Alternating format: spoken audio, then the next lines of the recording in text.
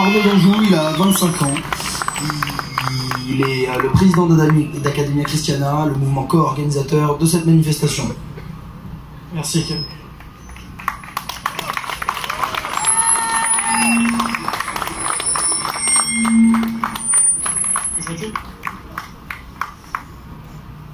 Depuis longtemps, l'Europe est en guerre contre l'islam.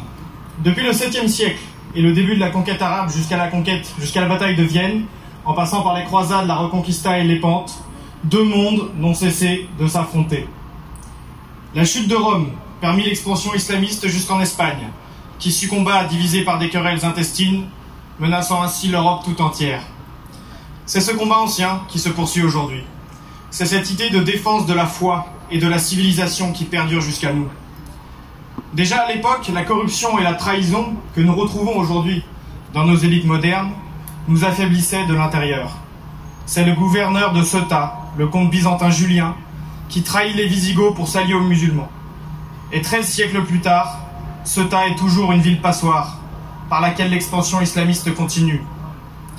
Ce combat, c'est également l'alliance de nos ancêtres pour défendre une identité commune et une même vision du monde. C'est Charlemagne conduisant des contingents armés, alliant des Francs et des Germains. Pour la première fois, le mot européen est utilisé pour désigner les Francs dans des chroniques latines et l'idée d'une impossibilité de vivre ensemble apparaît. Ce combat, ce sont aussi les croisades, des opérations d'abord défensives pour reprendre les lieux saints confisqués par les Turcs. C'est Baudouin IV, un roi adolescent et lépreux, victorieux de Saladin en infériorité numérique à la bataille de Montgisard. C'est Isabelle la catholique menant la Reconquista à son terme et félicitant les soldats français et anglais qui combattirent côte à côte. Mais ce sont également les côtes de l'Europe du Sud, ravagées par les Turcs. C'est la cathédrale de Toulon, transformée en mosquée. Ce sont les tombes pillées. Et c'est enfin les Européens colisés, victorieux à Lépante et à Vienne. La chrétienté est le symbole de notre identité commune. Et si l'islam a toujours cherché à nous attaquer, ce n'est pas pour ce que nous faisons, c'est pour ce que nous sommes. Or aujourd'hui, qui sommes-nous? Aujourd'hui, il n'y a plus de grande bataille, mais une invasion démographique sournoise permise par nos gouvernements. Il n'y a plus de héros, il n'y a plus de chevaliers, mais il y a un peuple de zombies, domestiqués par le marché et un État tout-puissant.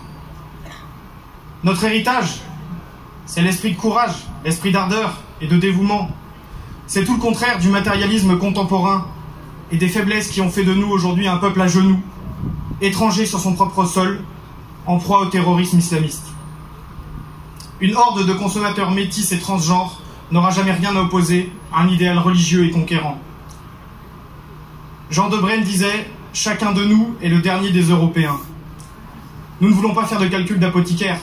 Nous sommes ici par devoir, comme l'a rappelé Clément, par devoir dans un monde qui ne réclame que des droits. Le devoir de défendre notre identité, le devoir de nous réapproprier notre civilisation. Nous avons une dette sacrée envers nos anciens et des obligations envers le futur, envers nos enfants. Nous avons toujours dû conquérir pour ne pas être conquis. Nous devons retrouver le souffle, ce souffle qui nous animait, des croisés aux conquistadors. Nous sommes héritiers d'un passé glorieux. Notre génération est aujourd'hui jetée dans les poubelles de l'histoire. Nous, jeunes Français, jeunes Européens, sommes aujourd'hui une minorité. Cela ne doit pas nous effrayer. Il faut assumer ce rôle d'être une élite agissante, à l'instar de ces petites troupes montagnardes qui résistèrent à Covadonga et qui furent le point de départ de la Reconquista. C'est donc en redevenant nous-mêmes que nous rebâtirons notre civilisation. Merci.